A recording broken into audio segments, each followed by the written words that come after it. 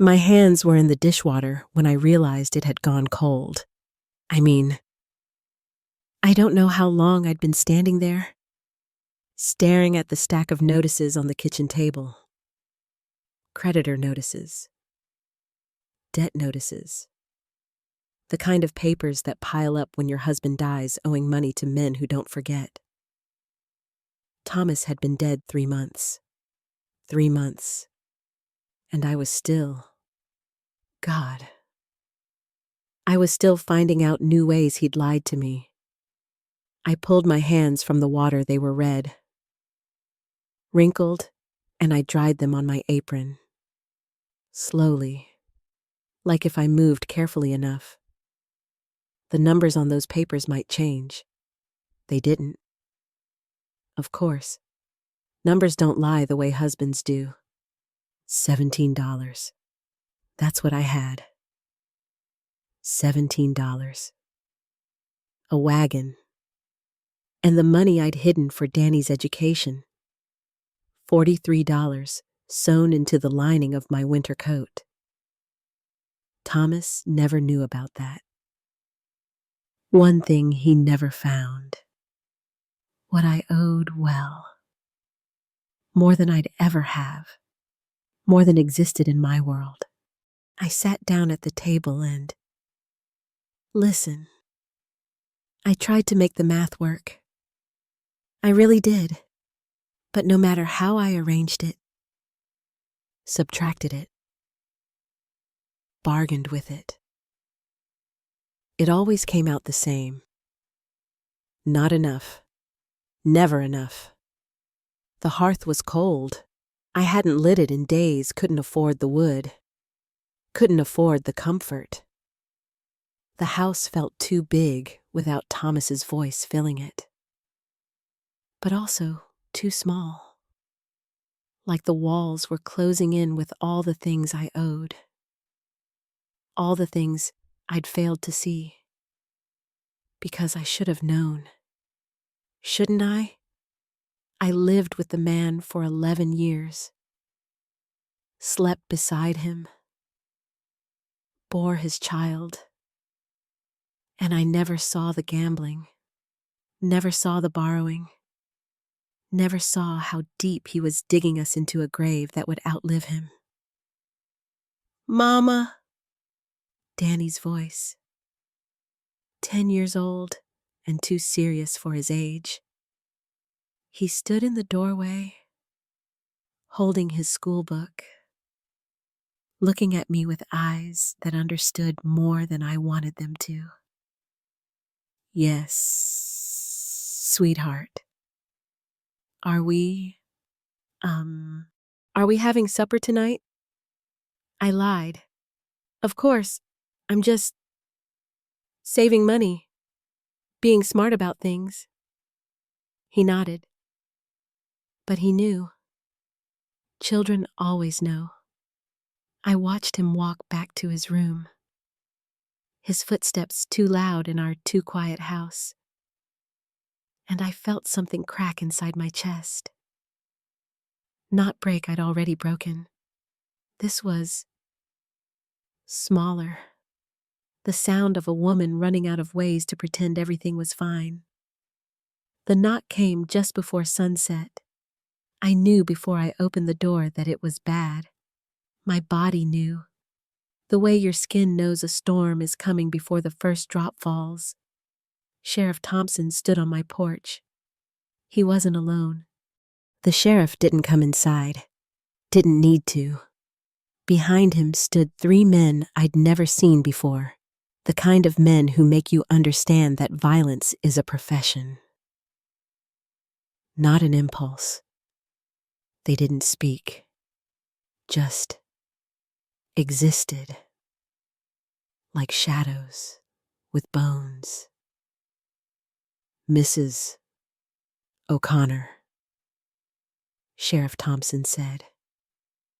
And his voice was flat, practiced, like he'd delivered this speech before. You've got until sunset to be gone from town. The words landed like stones in water. I felt them sink. I don't understand. Your husband's debts, he said. The men he owed, they're calling them due. You can't pay. So, he shrugged. You go. This is my home, I said. And God, I hated how small my voice sounded. I have rights. Rights. He almost smiled. Ma'am, the courthouse was built with money from the men your husband owed. The jail, too. Hell. Half this town. He leaned in slightly. You got any money built anything I didn't? Sunset. He repeated. That's generous. Considering. He turned to leave, then paused. And Mrs. O'Connor, don't make this difficult. For your boy's sake. The threat was quiet, but it was a threat. I closed the door and stood there, shaking. Not crying, I was past crying, just shaking like a leaf in wind I couldn't see. Think. I needed to think. But all I could hear was Danny in the next room. And all I could feel was the floor disappearing beneath my feet. Fight with what I had, $17 and a dead husband's name. Run and go where? With what money? What future? Either way. Danny would watch his mother lose. Either way. I was teaching him that the world breaks women like me. And there's nothing, absolutely nothing you can do about it. I started packing. Each item felt impossibly heavy. Danny's christening blanket worthless. But I couldn't leave it. My mother's Bible can't eat sentiment. Margaret. The photograph of Thomas, did I even want to remember his face? Danny helped in silence. He folded his spare shirt, wrapped his tin soldiers in newspaper, and didn't ask questions. He understood, and I hated that he understood. The rain started just after 5. Spring rain, cold and steady, turning the street outside to mud. I could hear the wagon wheels of our neighbors. Life going on, people going home to warm houses and full cupboards, and husbands who didn't destroy everything they touched. My hands were shaking so hard, I couldn't tie the trunk closed. The door burst open. Mama! I stared at him. What, Danny? We don't have time. He says, come now. Something in his voice, urgency, fear, hope. I followed him into the rain. The street was mud and twilight and God. It was like a painting, like something that couldn't be real. Dimitri Kovac stood in the center of it all. I'd seen him before, of course. I'd seen him, the blacksmith, the big immigrant with the thick accent and the arms like tree trunks. We'd spoken maybe 3 times. Transactions, polite nods. Nothing that would explain why he was standing in the rain facing Sheriff Thompson and 3 hired guns. His hammer hung in his right hand, not raised, not threatening, just there. A fact. Mrs. O'Connor stays, he said, and his accent made every word deliberate. Careful. This is free territory. No one forces decent women to leave. I couldn't breathe. Sheriff Thompson's jaw tightened. This ain't your concern. Kovac. I make it my concern, Dimitri replied. And there was something in his voice calm, absolute, that made the 3 hired guns shift their weight. I ask her to marry me. She is under my protection now. The world tilted. Mary. We'd spoken 3 times. I didn't even know his first name until someone mentioned it at church last month. And now he was standing in the mud, facing down guns, telling the sheriff that I was. What his? I looked at him, really looked. Massive shoulders straining his work shirt, hands scarred from the forge, from years of shaping metal and heat. Eyes that had seen violence somewhere else, in some other country, and learned how to stand very still in its presence. You can't just, the sheriff started. I can, Dimitri said simply. She is my intended. The boy is under my protection. You have legal standing to remove debtor. You have no standing to remove my family. The word hung in the air. Family. The 3 hired guns looked at each other. I could see the calculation happening, 3 guns against 1 man. But that 1 man held a 20-pound hammer like it weighed nothing. And his eyes said he'd already decided what he was willing to die for. Arithmetic again. Different kind. They backed down. Sheriff Thompson spat in the mud. Glared at me like this was somehow my fault. And walked away. The hired guns followed. Silence. Rain. Danny's hand in mine. Squeezing too tight. I stared at Dimitri Kovac. This stranger who just... What saved me, claimed me. I didn't know which was worse. Mr. Kovac. I managed. We need to talk. He nodded. Yes, please, come. His forge was warm. I mean, it was the first warmth I'd felt in months. Real warmth. The kind that sinks into your bones and reminds you that cold isn't permanent, isn't natural. I stood just inside the doorway, dripping rainwater onto his swept floor, and tried to find words. You don't have to actually marry me, I said finally. You've done enough. They're gone. I can leave quietly tonight. You don't have to. I know I don't have to. Margaret. My name. He'd used my name.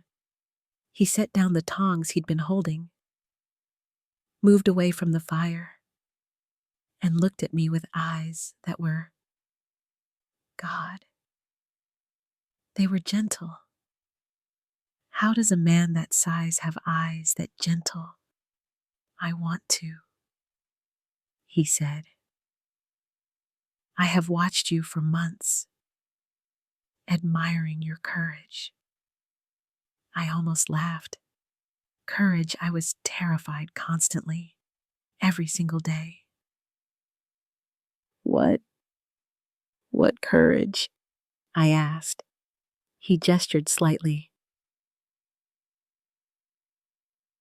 like he was trying to find English words for something that existed beyond language. You keep your son fed, clothed. You stand straight at church even when the women whisper. You never beg. Never complain. You make your suffering no one else's problem. He paused. This is courage. My throat tightened.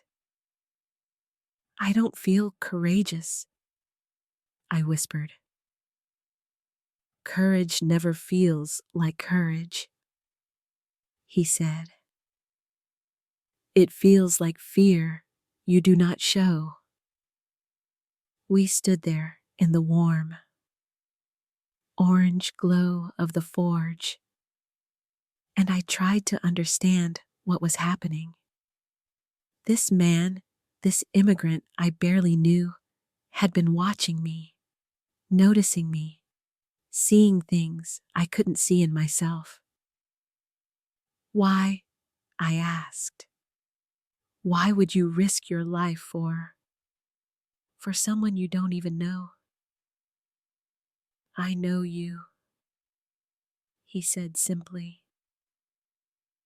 I know you are a survivor, like me. His hand went to his chest. I come from Hungary, different tyranny. Same. He searched for the word. Same choosing to start over where man's work matters more than his name. I understood. God help me. I understood completely. Perhaps, he said, and his voice dropped. Became uncertain, vulnerable despite his size. Perhaps you could learn to admire simple Blacksmith. It was a real question. He was actually asking. I looked around his forge. Tools hung with precision. Everything organized, clean, cared for. He'd built this from nothing. Immigrant creating stability in hostile territory. We weren't so different. But marriage. That was binding, permanent. What if he was kind now and cruel later? What if this was just another debt? Another man's needs I'd spend years serving. What if I was wrong again? I need time, I said, to think. He nodded immediately. You have time. But tonight, you and Danny. You sleep safe. I will watch. You don't have to. I want to, he said again. And I heard it this time. The difference between obligation and choice. Please, let me do this. I didn't know what to say, so I just nodded. And when I left his forge, stepping back into the rain, I felt something I hadn't felt in months. I felt possible. I couldn't sleep. Through my bedroom window, I could see him, Dimitri's silhouette on my porch steps, sitting in the rain with his hammer across his knees, watching. He'd promised safety, and he was delivering it with his body as a barrier between me and the men who wanted me gone. I watched him for hours, couldn't look away. When the rain got harder, really coming down, the kind that soaks through everything he didn't move, just sat there, water running off his hat, his shoulders, patient as stone. A rider came around midnight, one of the sheriff's men, probably testing, seeing if the blacksmith's protection was real or performance. Dimitri stood, didn't say anything, didn't raise the hammer, just stood. The rider looked at him for a long moment, then turned his horse and left. Dimitri sat back down. Danny woke around 3 with nightmares, the kind he'd been having since the funeral. I held him, stroked his hair. whispered that we were safe. And for the first time in months, it felt true. I believed it. Near dawn, I couldn't stand it anymore. I made coffee, real coffee. Not the chicory I'd been stretching, and brought it outside. Dimitri looked up as I opened the door. His face was tired, but his eyes were alert. "You should rest," I said. "Not while you are unsafe." I sat beside him on the steps, handed him the cup. Our fingers touched briefly. His were cold, rough, steady. We sat in silence for a while. Comfortable silence, the kind you don't expect with strangers. "Tell me about Hungary," I said finally. He was quiet for a moment. "Different country. Same men who think power is permission." He sipped the coffee. "I work in forge there too, but I am nothing. Just hands to make horseshoes for men who do not see me as human." "So you left?"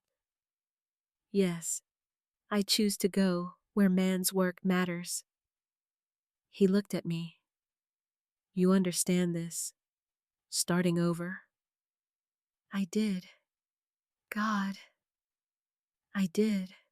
"You carry yourself like soldier," he said softly, "like person who has survived war. I recognize this because same." The crack in my armor widened. This man saw my strength not as something to exploit, but as something to honor. He didn't want to save me from weakness. He wanted to stand beside me in shared strength. I took a breath, asked the dangerous question, "What do you want from a wife?" He didn't hesitate. "Partner, someone who understands work, someone who will not break." He paused, searching for words. "Someone who lets me be strong for her sometimes, because being strong alone is lonely," I finished. "Yes, lonely." We sat together as the sun rose, turning the sky from black to gray to gold. And I felt something shift inside me. Some wall I'd been holding up for so long, I'd forgotten it was there. Maybe vulnerability wasn't weakness. Maybe letting someone else carry part of the weight was the bravest thing I'd never done. 2 days of peace, 2 days of Dimitri working at his forge, coming by in the evenings to check on us, teaching Danny how to bank the fire so it would hold through the night. 2 days of almost believing this could work. Then they came back. Dimitri was out at the Morrison Ranch, shoeing horses, and the hired guns they knew. Of course they knew. They went to the school.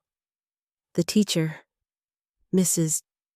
Patterson, sent word with another child. "Men are watching the schoolhouse. They haven't done anything yet, but they're there." I ran. By the time I got to the school, they were leaning against the fence, casual as Sunday, smiling. I walked past them, keeping my face blank, and collected Danny from his classroom. His hand was shaking when he took mine.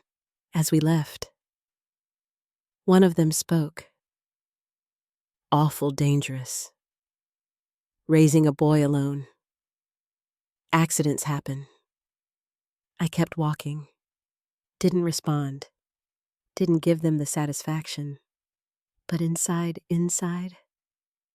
I was burning.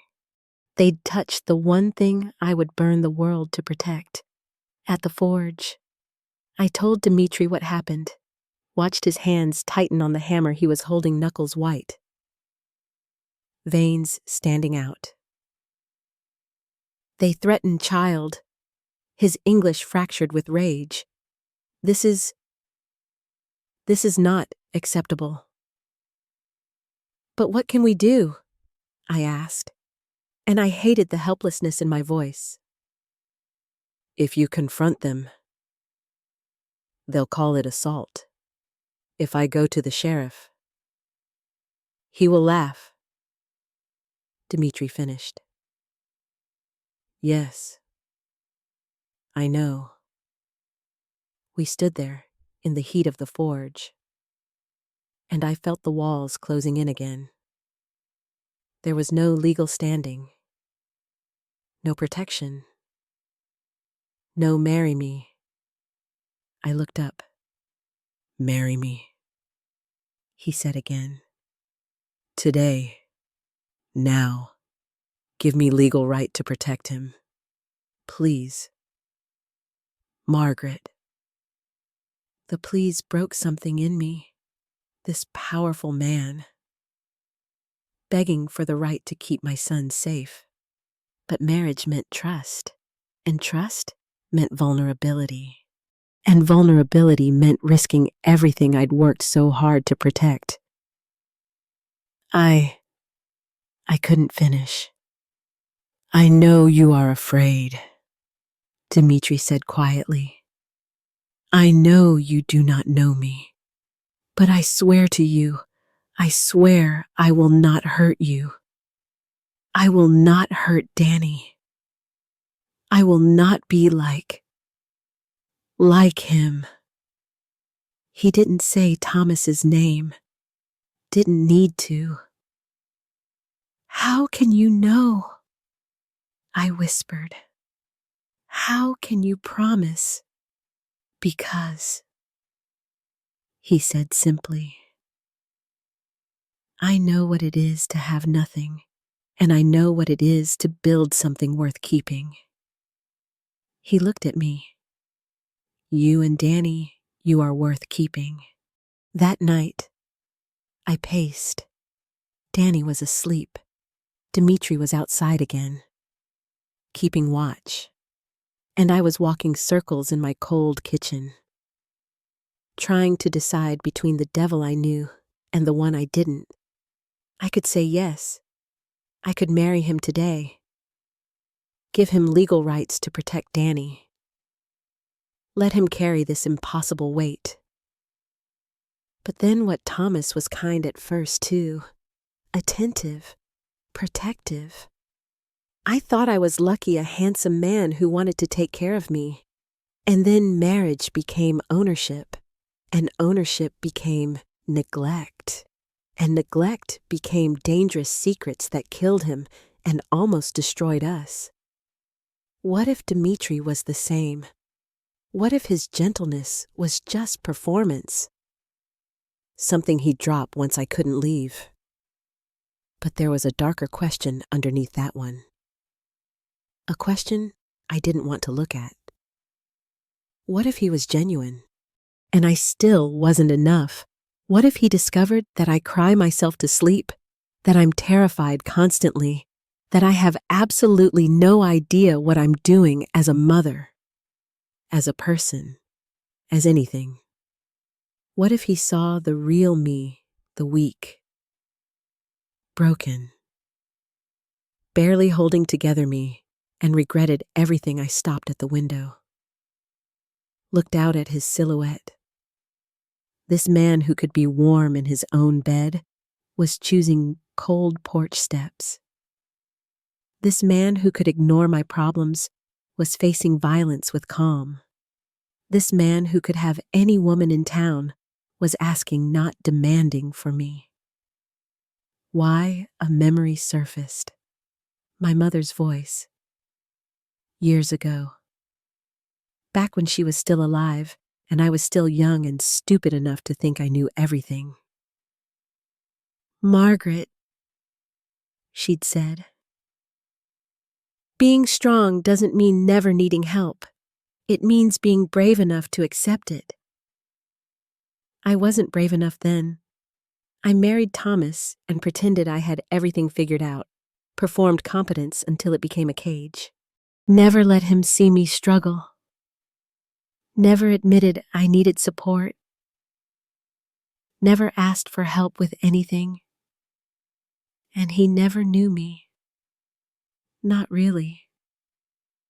I'd been so busy protecting myself that I'd made sure no one could reach me.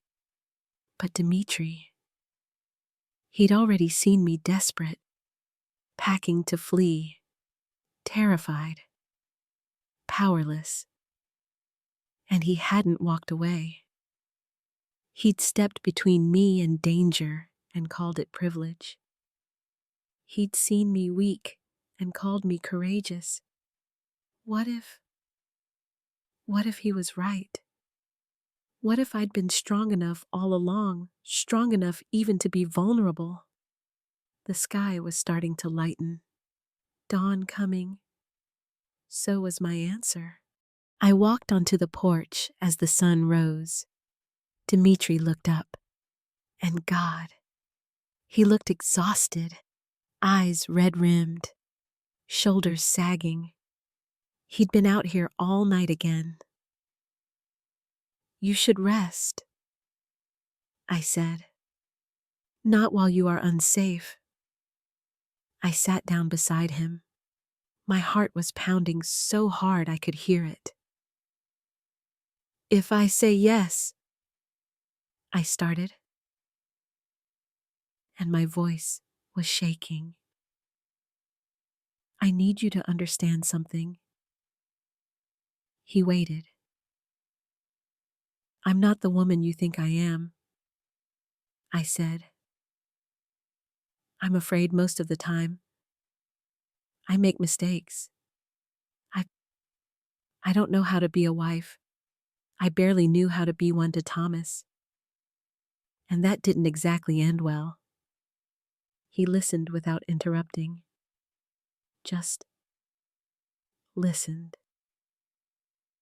"And Danny," I continued, "he's everything. If you're going to be in his life, you can't leave.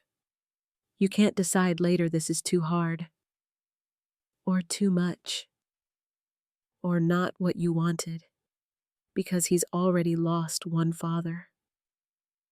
And I won't let him lose another. I will not leave," Dimitri said simply. "This I promise." "How can you be sure?" "Because I know what it is to have nothing," he said. "And I know what it is to build something worth keeping." He looked at me, really looked at me. "You and Danny, you are worth keeping." The tears came. I couldn't stop them. Didn't try.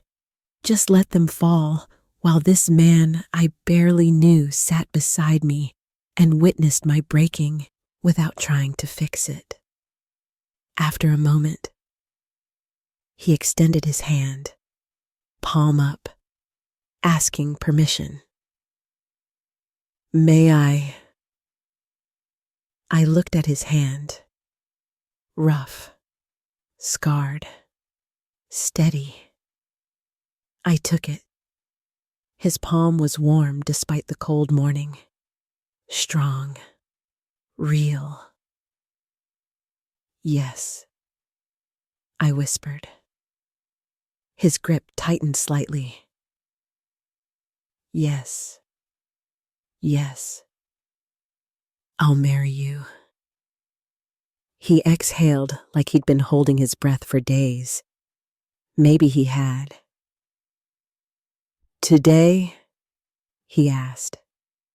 "For Danny's safety. Today." I agreed. Then, braver, But not just for Danny. For me too. Because I'm tired of being alone. Because you make me feel... I searched for the word. Possible. You make me feel possible again. His smile was quiet. Transformative. You make me feel like I am home. We sat there holding hands while the sun came up. And I felt something I hadn't felt in years. I felt like maybe, just maybe, I was allowed to want this. We married that afternoon.